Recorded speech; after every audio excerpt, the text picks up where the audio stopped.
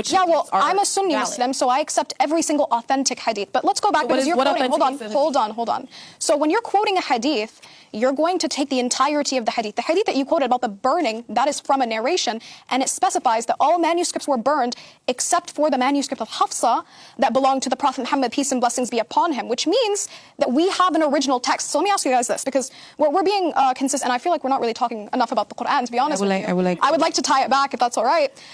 So we're talking, because you brought up the topic of burning and not having originals. Do you guys have an original of the New Testament? The oldest copies that we have of the New Testament, or of the Gospels specifically, are in Ethiopia, written in Ge'ez, and they do confirm what is currently in the Old, or in the New Testament. And what is that dated to? I'm not quite sure. Okay, so the first instance, because we have nothing from the first century of Jesus, the first instance that we get a manuscript of one of the New Testament books, we have one of John that's about this big, and it is a couple of verses from John. No, it's credit card sized. It's credit card sized.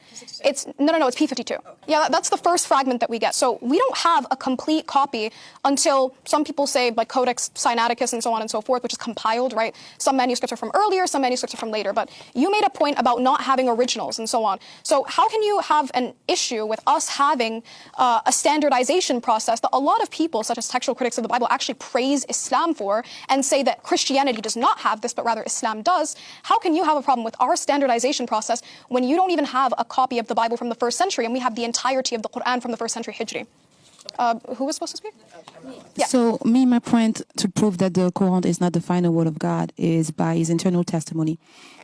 It's clearly in the Bible that, first of all, like she said, it seemed like the Quran appealed to the Bible to prove its relevance. It's like the Quran used the Bible as a passport to get into the world of monotheism, and then after it kind of gaslight the Bible, like it changed the author. So if the Quran have to confirm a God that was already previously revealed, it have to be consistent. So first, I don't see the consistency. I see that, I clearly see that the Quran is revealing something, but it's not revealing God. I think that the Quran is revealing something else. But not just that. I think in his internal testimony of the Quran. So who was the person that revealed the Quran? If we look at the Bible and the consistency, right? Because God is the Alpha and the Omega, the beginning of the end, which means that he is consistent in his revelation, right? If we look at the way the angel appear into the prophet, is always making sure that they are not afraid. And when we look at how Muhammad had received the Quran, it sounds more like a demonic attack or possession other than a divine.